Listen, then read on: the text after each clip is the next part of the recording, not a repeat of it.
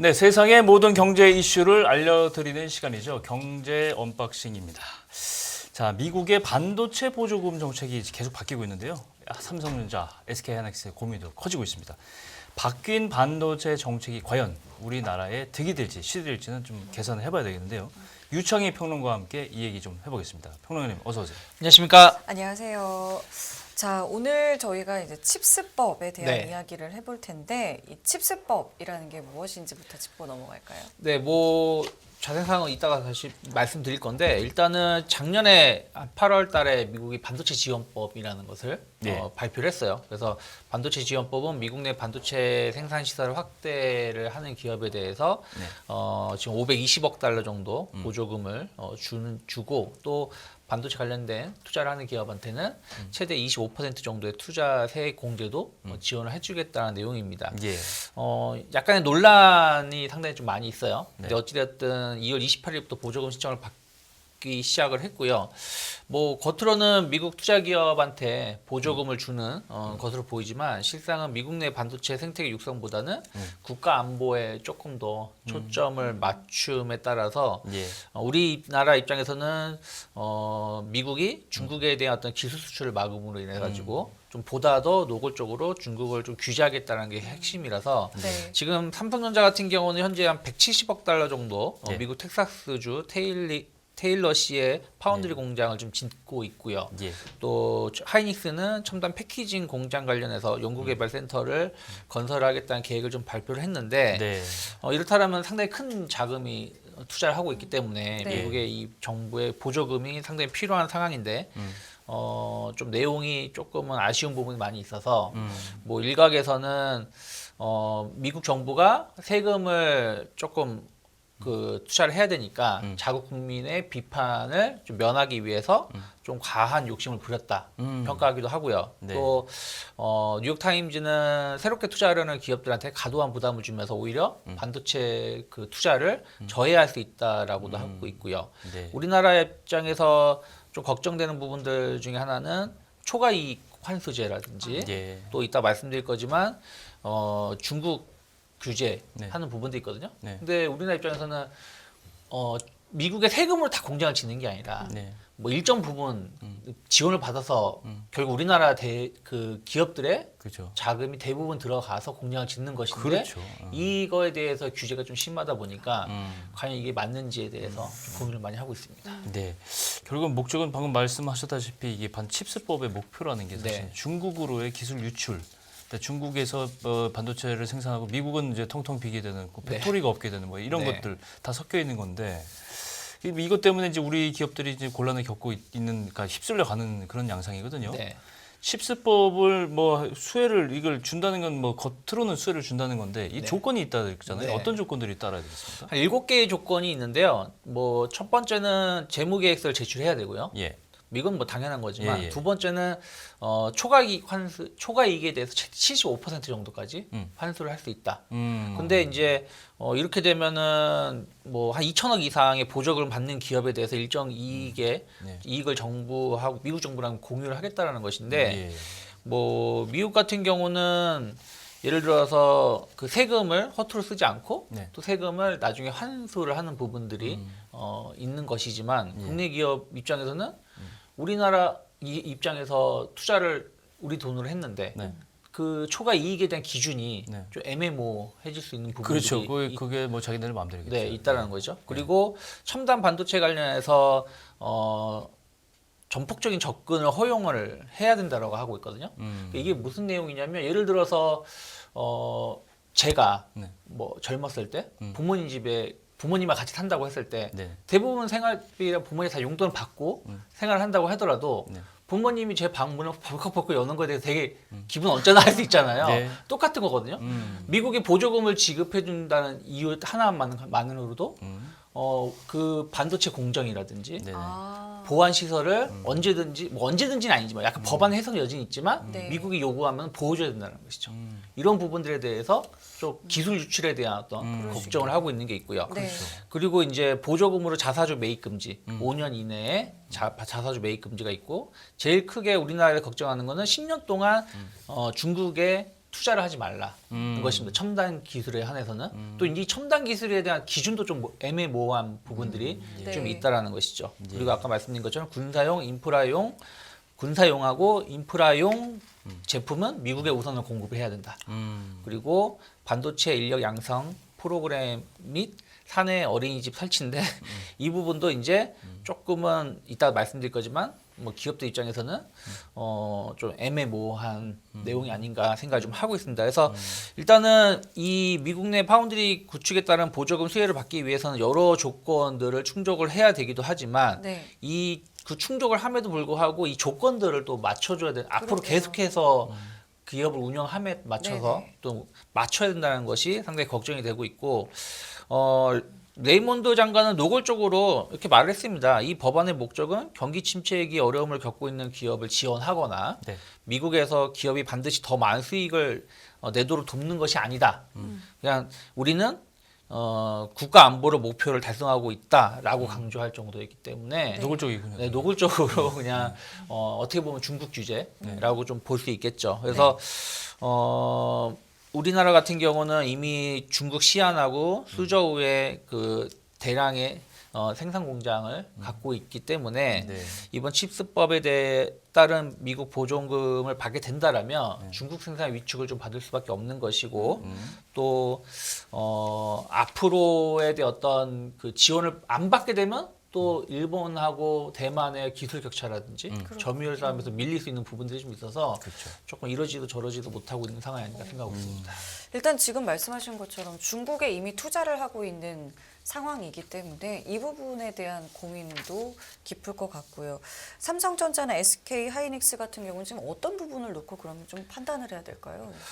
뭐 일단은 미국 자국 내 반도체 생산 확대를 위해서 보조금을 준다라는 것이지만 네. 아까 말씀하신 것처럼 중국에 대한 투자를 못하게 하는 것이거든요. 네. 근데 이제 이 중국에 대한 투자를 못하는 게 구분은 정해져 있어요. 예를 들어서 구공정 반도체에 대해서는 규제를 하지 않겠다라고 미국이 말을 했는데 이 구공정, 그러니까 노후화된 시설이라든지 뭐 중국과의 기술 격차가 좀 낮은 제품에 한해서인데 비메모리 반도체, 우리나라가 좀 약한 시장이죠. 예. 여기에 대해서는 명확하게 개념을 구분을 해놨습니다.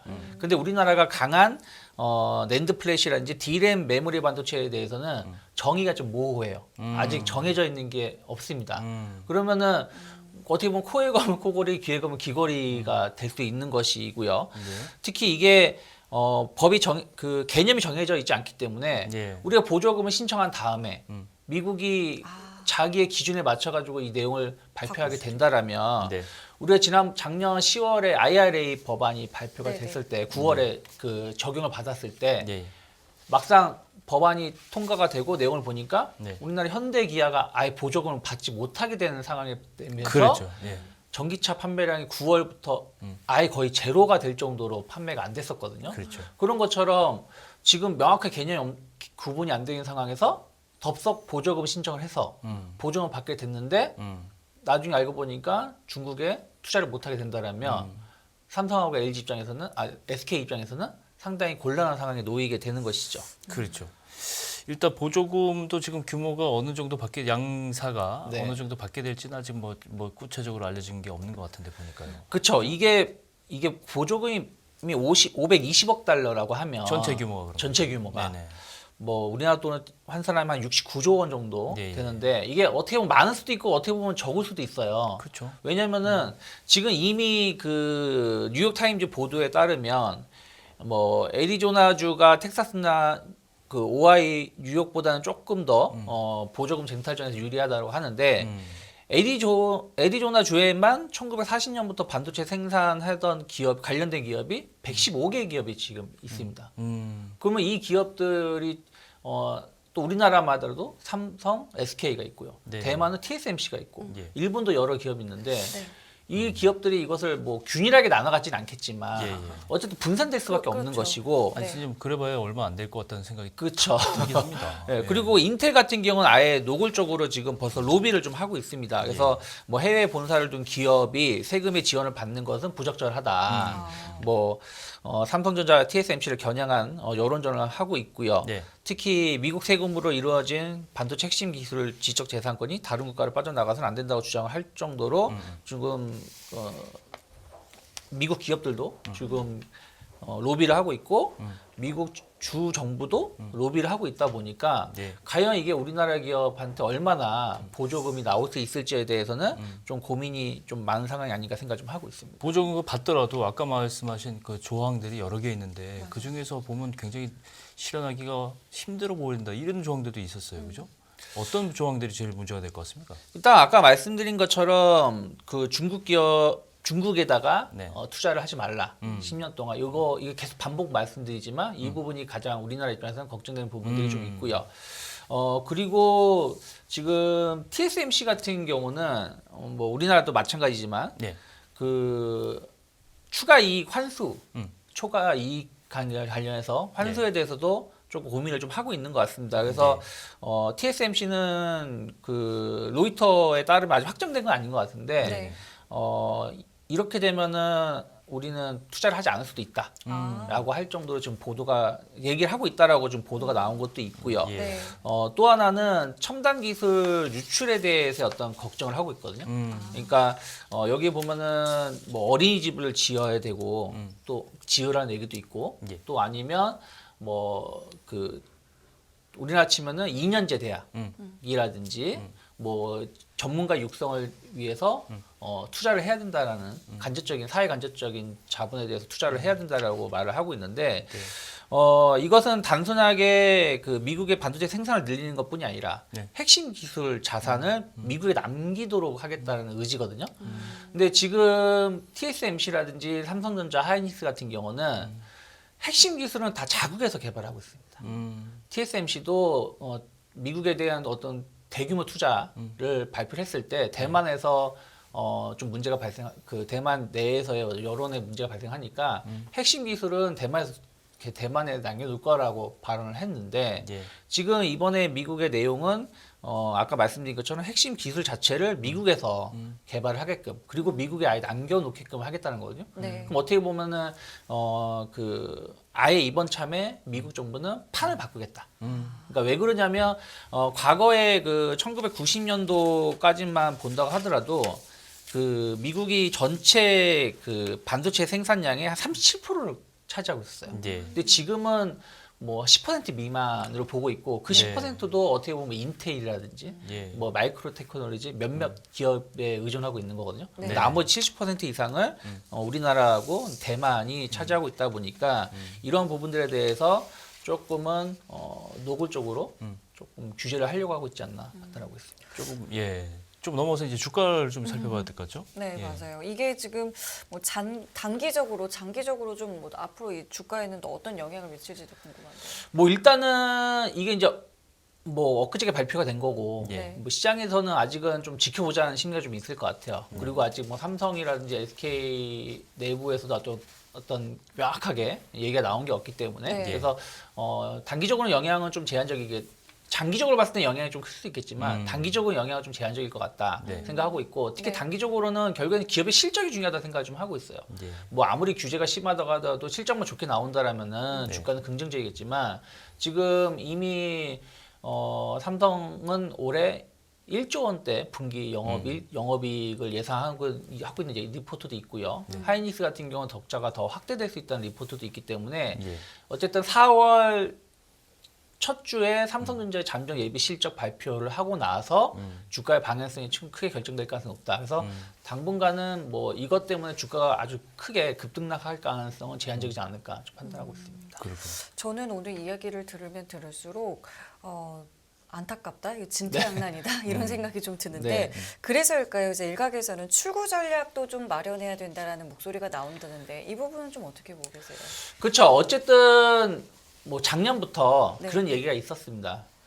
어쨌든 선택을 해야 되는 입장이잖아요. 우리나라 입장에서는. 지금 정부도 조금 더 예의주시하겠다고 했지만 막상 정부도 할 수 있는 대안이 없어요. 왜냐면 결국 미국에서 보조금을 주냐 안 주냐 내용인 거고 그렇죠. 또 중국에서 어떤 규제를 한다라면 중국에서의 그 정부의 문제인 것이 우리나라가 그 안에서 조율할 수 있는 건 상당히 제한적인 것이거든요. 네. 그래서 정부 입장에서도 뭐 어쩔 수 없는 상황에서 약간 조금은 지켜보자는 상황인 것이고 그럼 기업이 스스로 결정을 해야 되는데 그냥 선택지는 미국으로 갈 수밖에 없다 생각을 좀 하고 있어요. 어쨌든 뭐 엄마가 좋아 아빠가 좋냐의 싸움에서 결국에는 한쪽을 선택을 해야 된다라면 그래요.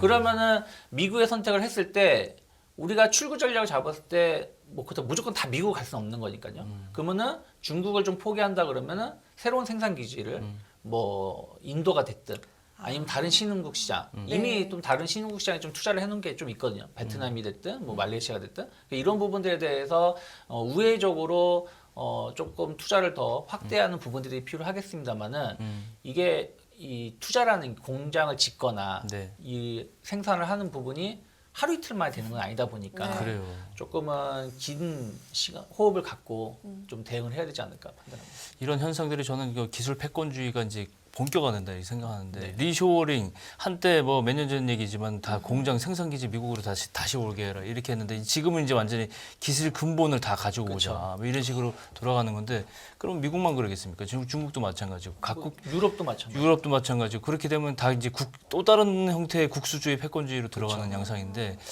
이거 굉장히 보이지 않는 또 다른 형태의 전쟁이 아닌가 산업 전쟁이 아닌가 생각이 되는데 하여튼 이 부분에 대해서는 계속 팔로우를 해서 좀 잘 전달 좀 해주시기 바랍니다. 네, 알겠습니다. 네, 그럼 오늘 여기 유창희 경제평론가와는 여기서 인사드리겠습니다. 오늘 말씀 고맙습니다. 고맙습니다. 고맙습니다.